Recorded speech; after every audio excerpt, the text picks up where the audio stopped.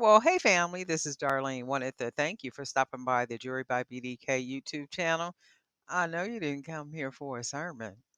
So here's the video, and we'll talk soon. Well, hey family, happy Wednesday. This is Darlene. In a couple of days, I'll be saying happy Friday, and then happy Saturday, and then happy Sunday, and then it all starts again if the Lord says the same. I am going to make a bracelet. I do need to make some bracelets so I can take some pictures. You guys already know. I generally will make a lot of bracelets, of course, to sell, but also to take pictures of those bracelets of my product, and I sell the pictures on different websites. I stock Getty Images. Pixels is a website where you can actually upload your images. They have to be really good images though.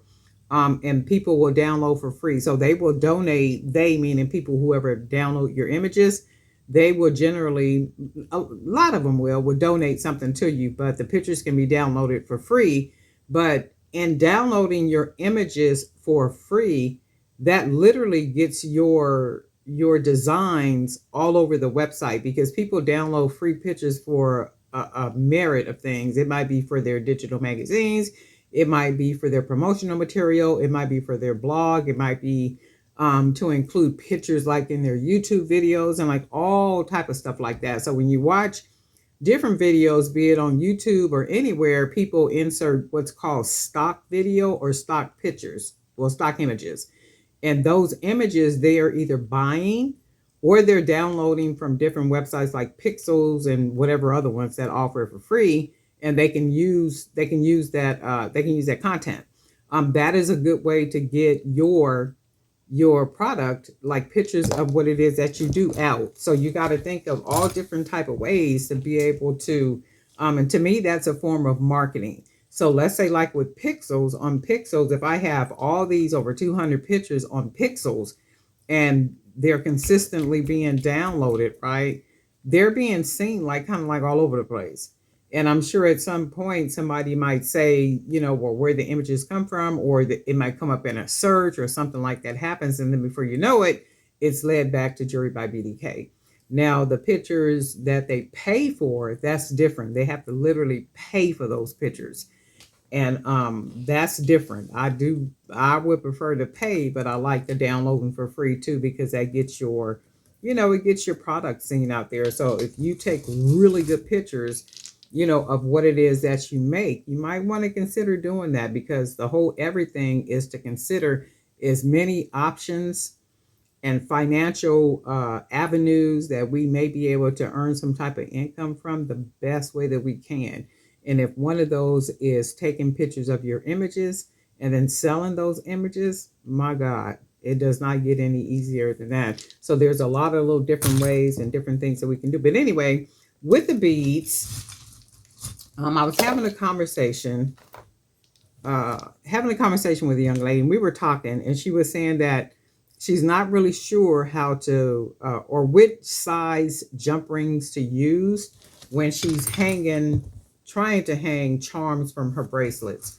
So if you're using 20 gauge, not 20 gauge, but 20 millimeter beads, which are these bigger beads, you can't use a 10 millimeter jump ring, which is kind of like this.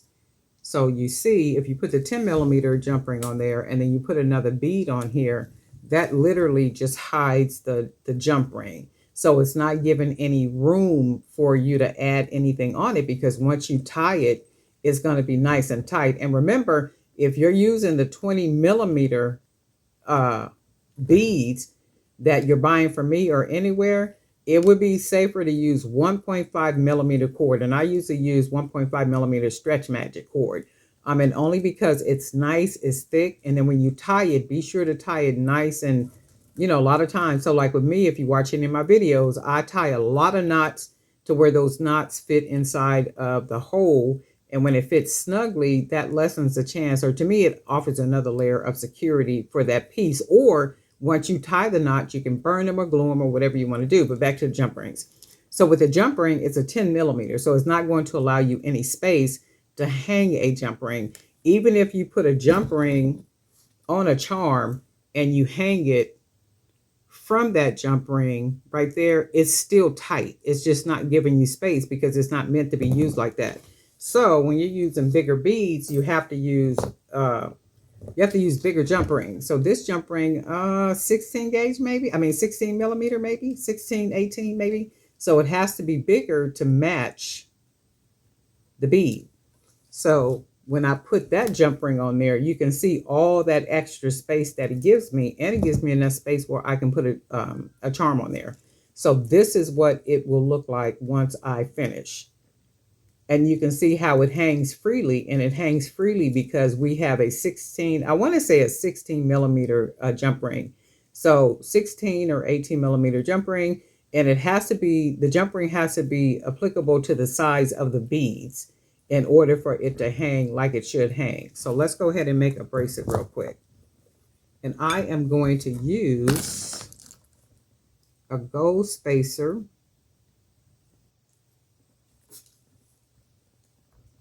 And these hand painted beads. Oh, by the way, these beads are on the website. So this is what I'm going to do right here. And I'm not going to do anything extra to it outside of just using these beads, because the charm is going to just be really jazzy by itself and really make this bracelet look, like really stylish and rich. So we're just going to go ahead and use these. And these are purple and blush. Are these blush pink? They might be blush pink or some type of pink. All these different colors. You know how these colors be, but these are some beautiful beads. So once I make this bracelet, of course, I am going to be making some pictures, taking some pictures. And when I take the pictures, I will be uploading the pictures to the different websites where I actually sell the pictures on. Also, we'll upload some to Pixels. And remember, Pixels is free to download. The other ones, people do have to pay.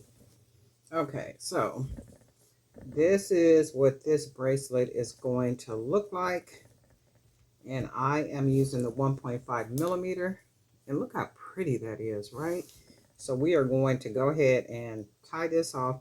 And I always cut more stretch cord than what I need.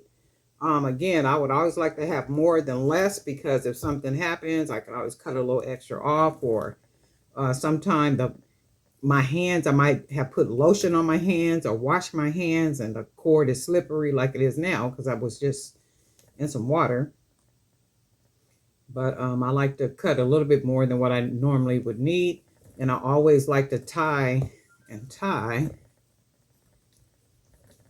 And then we'll go ahead and cut the extra off.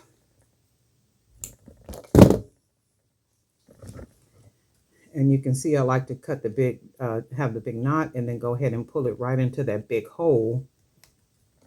And you can see how tough it is to get in the hole. So if it's tough to get in the hole, you can imagine how tough it's going to be to get out the hole. So with this one, I got to pull it just a little bit. And there we go. So it's inside of the hole. So that makes it a lot more secure to me. This is a beautiful bracelet. And we are going to put this custom charm. And for me, I like to make the charms custom. And then when I make them custom, what happens is I can make the rounded part right here as high as I want to. And then that too helps with, the way that you hang your charm on your bracelet. So we're going to go ahead and put this on here. Then you can see the difference that it makes when you're using a bigger jump ring, like a 16 millimeter.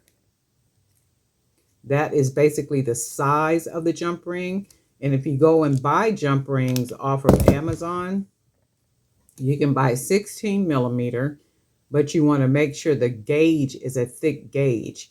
So you can buy, if you buy the gauges, it can be 16 gauge. It can be, I think I saw some for 15 gauge. So the smaller the number, the thicker the wire. The smaller the number, the smaller the number for the wire in the sense of gauge, the thicker the wire. And then when it comes to size, you want about a 16, I think maybe a 16 millimeter size jump ring. And then this is what it looks like. And you can see how that charm just hangs. And this is a custom charm, a charm that I made myself. So just using one of these beads I got from Hobby Lobby. These other little beads, top and bottom, I got from Hobby Lobby. And there's some 18 gauge wire is what I'm using. And I use 18 gauge wire to make charms and necklaces because it's flexible. It's sturdy enough, and then it's flexible enough. And that's just me. Now, whatever anybody else use, that's what anybody else use. And I say that often, whatever I use and whatever I do is not law.